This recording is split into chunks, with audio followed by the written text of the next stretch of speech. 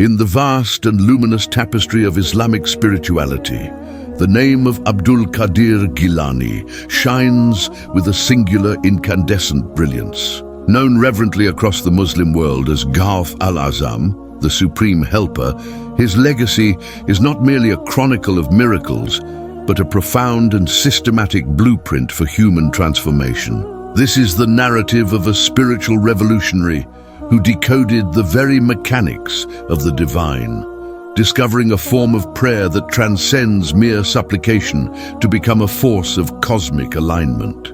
It is the story of a key that can unlock doors which the rational mind, in its limited perception, has condemned as permanently sealed. This key was not forged in the fires of blind faith, but through the meticulous science of consciousness that Abdul Qadir al-Gilani pioneered. His journey begins not in a blaze of glory, but in the quiet agony of spiritual desolation. A prodigious intellect from northern Persia, he arrived in the intellectual capital of Baghdad, a young man determined to conquer the realms of Islamic law and theology. His academic pursuits were crowned with success. His mind became a fortress of sacred knowledge.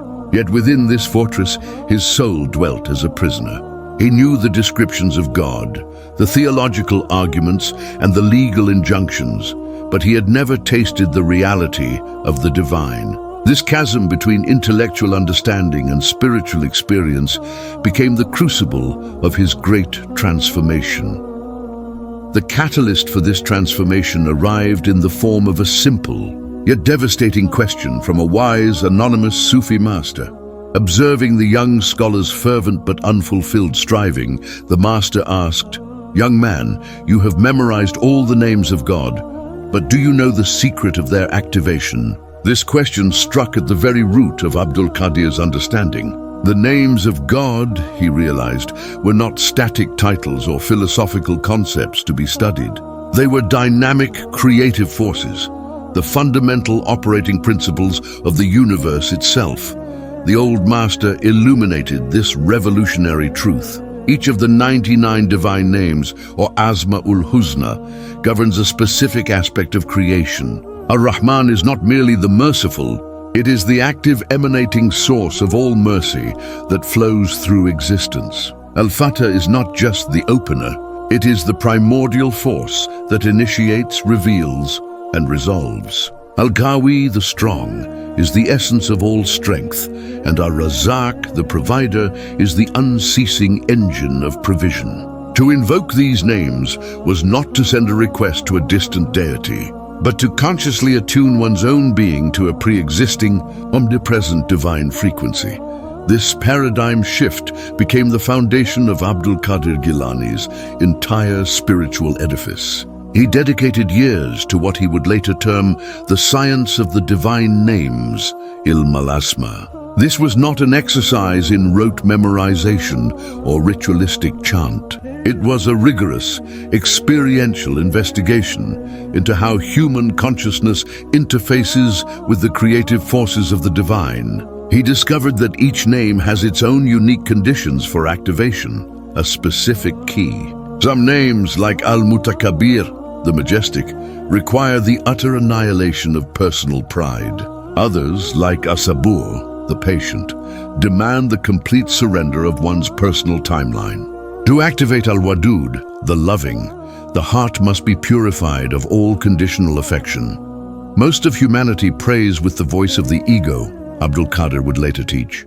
They come to God with a list of personal desires, asking the divine to conform to their limited will. But the divine names only resonate with a consciousness that has transcended its personal agenda and has become a clean, empty vessel for the divine will. This insight led to a fundamental restructuring of the prayer itself. The conventional model of ask and you shall receive was replaced with align and it shall manifest.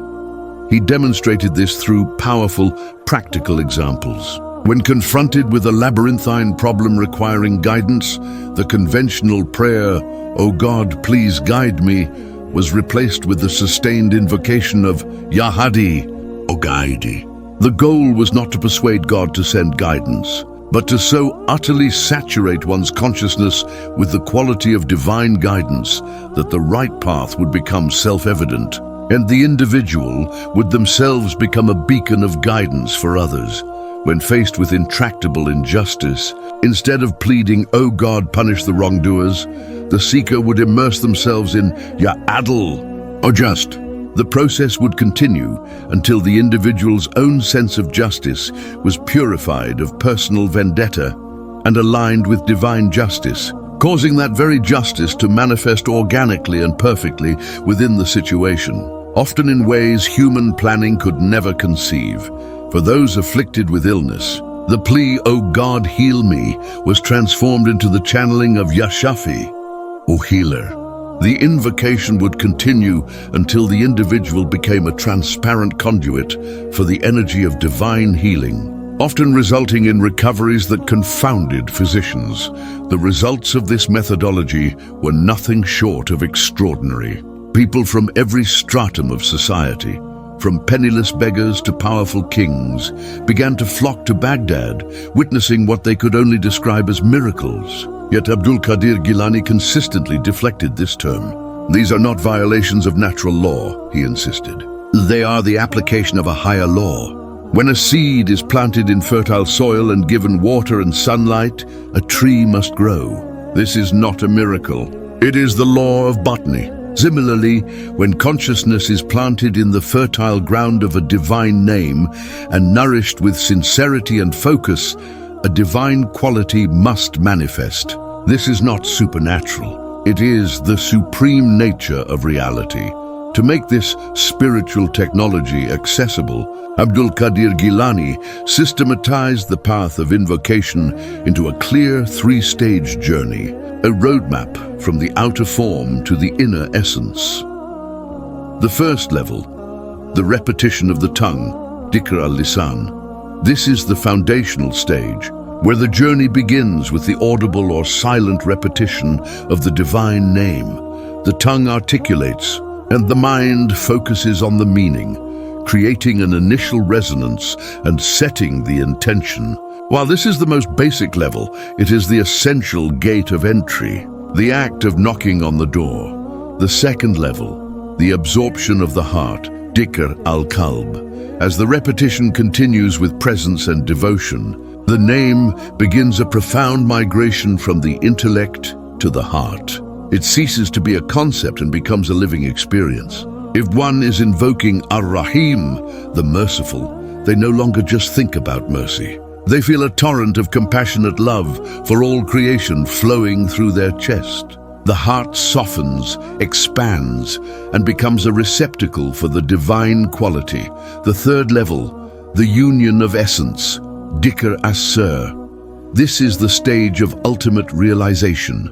The continuous absorption leads to a state where the distinction between the invoker and the invoked completely dissolves. The individual does not just feel merciful. They become a manifestation of divine mercy. They do not just receive guidance. They are a channel of divine guidance.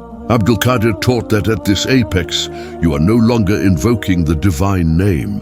The divine name is invoking itself through you. It is at this stage that the seemingly impossible becomes not only possible, but inevitable. For the individual has become a localized expression of a universal divine principle. Among the 99 names, Abdul Qadir Gilani reserved a particularly profound place for Al-Latif, the subtle, the gentle. He revealed that Al-Latif is the master key for situations that appear logically insoluble, operating in the realm of impossible possibilities. This name works not through force, but through gentle, imperceptible rearrangements of circumstances, weaving solutions from threads the human eye cannot see. He illustrated this with the poignant story of a man burdened by a crushing, inescapable debt, facing the grim prospect of imprisonment. The man had exhausted all worldly avenues. Abdul Qadir did not give him financial advice or strategic plans. Instead, he instructed him to perform a specific practice, to walk every morning in a state of total surrender, invoking Ya Latif, Ya Latif, while consciously releasing all anxiety and all mental attachments to how the solution might arrive. The man was to trust in the subtlety of the divine to orchestrate a resolution beyond his own imagination. The outcome was a testament to the power of this name. Within a few months, a sequence of seemingly random and fortunate events unfolded. A former business partner, whom he had not heard from in years, suddenly contacted him to settle a long-forgotten investment. A small, worthless piece of land he had inherited was unexpectedly purchased by the city for a new road project. A hobbyist skill he possessed, which had no market value before, became highly sought after due to a sudden shift in the local economy. The pathway to his freedom was so elegantly and subtly crafted that it was invisible until it was fully formed. This is how Al-Latif operates, Abdul Qadir explained. Divine subtlety creates pathways in the darkness, which only become visible when the light of manifestation dawns. Furthermore, Abdul Qadir al-Gilani, in his profound understanding of the cosmos, discerned that the efficacy of this science is amplified when synchronized with divine temporal rhythms. He taught that each name has optimal times for invocation, aligning personal practice with cosmic cycles. He revealed that Ar-Rahman is most accessible at the sacred hour of dawn, when the veil between the worlds is thin. El-Gahar, the dominant, works with immense power during the full moon, a time of peak energies. As-Sabur, the patient, holds special potency during periods of apparent delay and hardship, teaching the soul the secret wisdom of divine timing. Centuries later, modern neuroscience provides a faint echo of his discoveries. Research into neuroplasticity confirms that repetitive prayer and meditation physically reshape the brain, strengthening neural pathways associated with compassion, focus, and emotional regulation. Yet Abdul Qadir's insights venture far beyond the mapping of neural circuits. He understood that consciousness is not merely a byproduct of the brain, but is itself a fundamental, creative force that participates in shaping reality.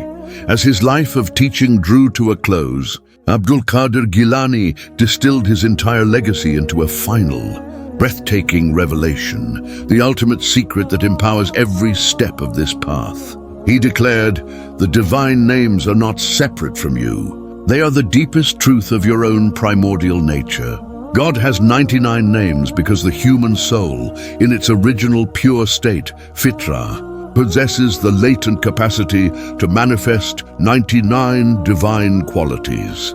This statement redefines the very purpose of human existence. The spiritual journey is not about accumulating something from outside, but about unveiling and activating the divine potential that has always been within. The question is not, what can I get from God, but which divine quality wishes to express its infinite beauty through my unique individual form. This is the core reason why his method of prayer was so devastatingly effective. He was not attempting to bend a reluctant divine will to his own. He was engaged in the sublime discovery of that will, and then polishing the mirror of his heart until it could reflect nothing else. When you know which divine quality seeks to manifest through your situation, he taught, and you invoke the corresponding name until you become utterly transparent to that quality, the impossible becomes not just possible, but an inevitable consequence of your own state of being. His final whispered teachings to his closest disciples contain an eternal truth for every seeker.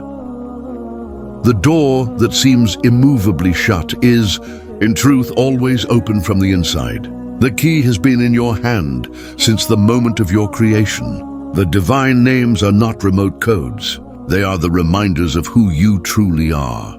This, then, is the authentic prayer that opens all doors. It does not seek to alter the mind of God, for the divine will is perfect and complete. Instead, it serves to reveal the heart of God, a heart that is perpetually abiding, ceaselessly providing, unfailingly guiding, and eternally healing. The only variable The only true question on this path is the degree to which you are willing to align your consciousness to let these divine qualities flow through you without obstruction. When this alignment is achieved, every door that needs to open will do so, not through strenuous effort or desperate striving, but through the gentle, irresistible power of divine love, finally finding its perfect expression as your very life.